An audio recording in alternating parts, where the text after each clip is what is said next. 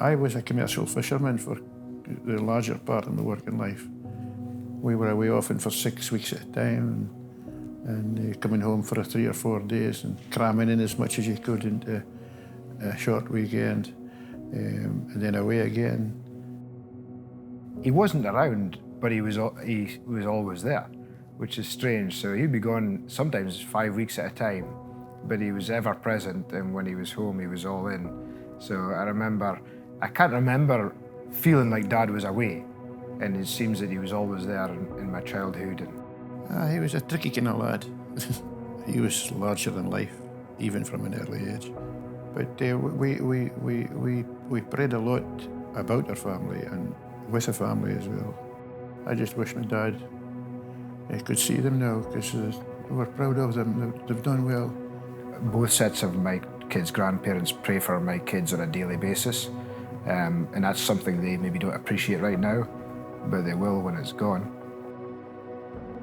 When you've got young kids, it's just full on, and you're just trying to survive a lot of the time rather than thrive. I've kind of prayed a verse over my own kids that, like, sons are arrows in a warrior's quiver, so I see my own sons as arrows, and I always tell them, as an arrow, I want you to hit your target, not miss the mark, but I also want you to go further than I can go.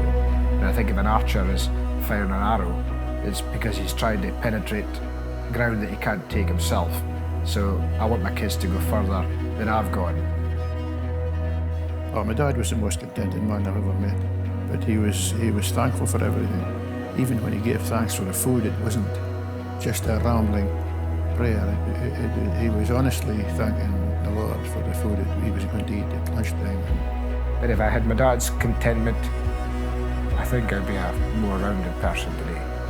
And if I could just find that center myself in God's word and for Jesus to be enough, and we all say it, but to live it out is a different thing. So I've come further geographically than my family ever did. They kind of stayed in the same community, but they went deeper than me. So that's my goal, is to go deeper into God's word, deeper into Jesus, and deeper into my own contentment. So.